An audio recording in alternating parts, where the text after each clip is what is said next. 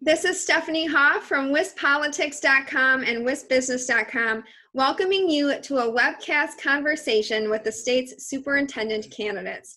This is a special series we're doing in partnership with the Milwaukee Tech Hub Coalition.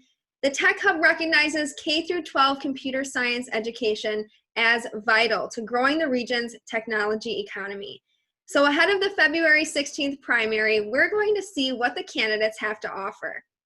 Each candidate is asked the same 3 questions from the Tech Hub. They did not see the questions ahead of time or hear each other's responses before recording. Shandowlyon Hendricks is here with me today. She was most recently the director of the Milwaukee office of the governor. Shandowlyon, thanks for coming on the line with me today to talk about your campaign. Thank you so much for having me. I really appreciate it. So every industry right now is undergoing some kind of digital transformation. So technological literacy is really a gateway to upward mobility. However, technology and computer science standards are not consistently integrated into the expectations for a college and career-ready graduate. How is this specifically addressed by the equity-aligned priorities of your platform? So I would like to start off by giving a quote from Steve Jobs that just confirms what you said. Computer science is a liberal art. It's something that everybody should be exposed to, and everyone should have a mastery of to some extent. And the coronavirus pandemic really elevated the fact that that is so true, and it is a necessity. As I think about my priorities and the priorities that we have going forth,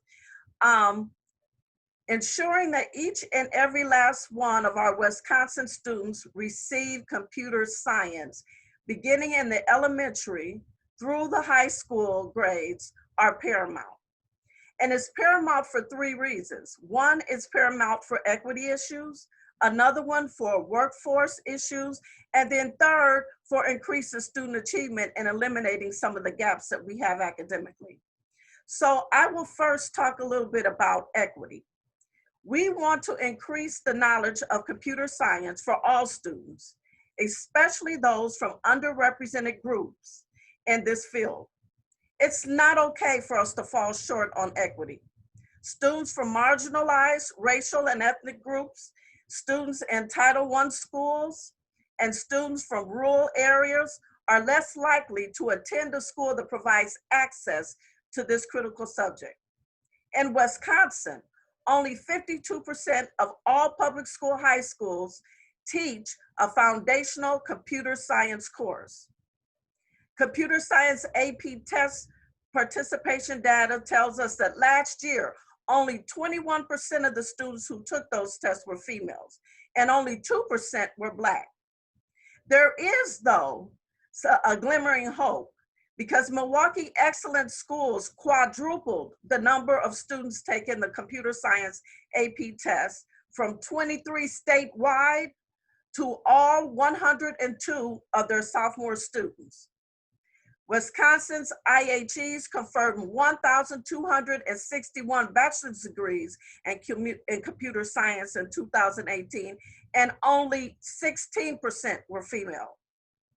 The percentages of students with access to computer science in Wisconsin, there's a lot of disparity, with 80% of them being Asian, 84% being Native Hawaiian Pacific Islanders, 80% white, 70% Hispanic, and 61% Black, keeping in mind that still only 52% of all our high school students are taught a foundational computer science course.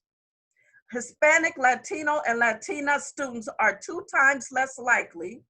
Black and African American students are 4 times less likely.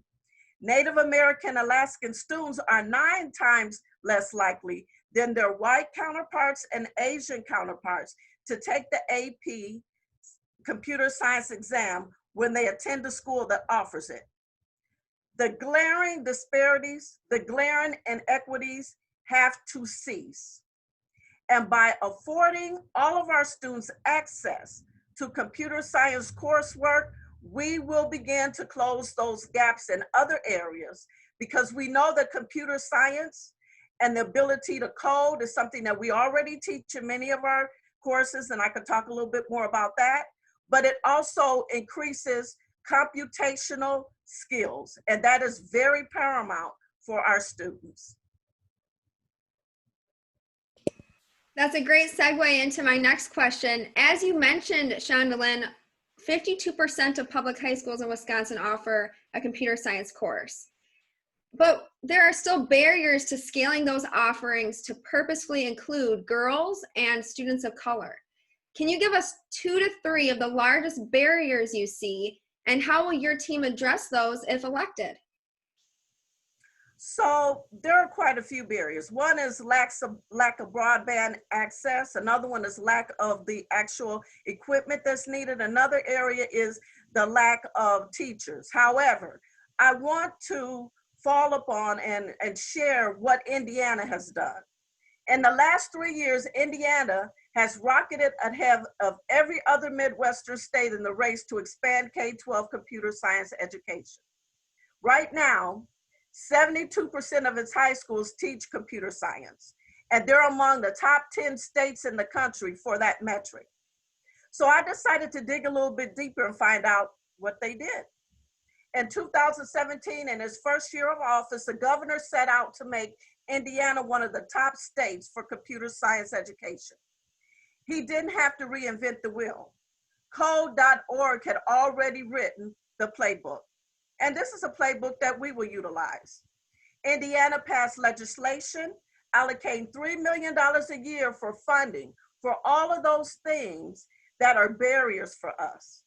They set up a robust system for reporting out and looking at the goals to have all of their K-12 public and charter schools teaching computer science after June 2021. Their education department coordinated its computer science strategic plan with at least 9 other organizations to help with it. Our own Marquette University's POMP CS project, which began as a collaboration between high school computer science teachers, universities, and DPI in 2010, promotes equitable access to high quality computer science education for all students in Wisconsin across K-12. And it will be a great collaborator with us in these efforts, along with Code Advocacy Coalition, ECEP, CTST, and others. So basically what we're going to do is look at what Indiana has done and implement that. We're going to work with our governor. We're going to work with our legislators to come up with a statewide plan and funding to implement that plan. And that will provide an opportunity to address equity, workforce, and education and issues on a bipartisan basis. And you mentioned this earlier, the teacher and substitute shortage, which has really just been exacerbated by COVID-19. And teachers in Wisconsin are not generally required to demonstrate proficiency in tech and comp sci standards. But those that do are most likely to find opportunities in the private sector. So what public policy measures would you advocate for to ensure more capacity for tech literacy in schools, despite that shrinking supply of teachers who might be capable of achieving those outcomes? That's a good question. So I read an article the other day about how some of our schools in Wisconsin have been able to address our nursing shortage through creative recruitment. So some of them are creating people who were in the military, some are creating are recruiting parents, and I think we have to look at those areas for which we can recruit. And rather than our teachers leaving the field, because we have many computer science teachers who have left K-12 and gone into private industry, and they're running partnership programs, STEM programs for companies. Rather than having them exit, perhaps we should knock at the door and see if some of those people working in the areas running STEM programs for some of our companies, running programs that create partnerships between schools and companies, will come back and teach computer science in our schools. Well, Shandowlyn, that wraps up the questions. I want to thank you so much for giving us your time today and wish you the best of luck in the primary.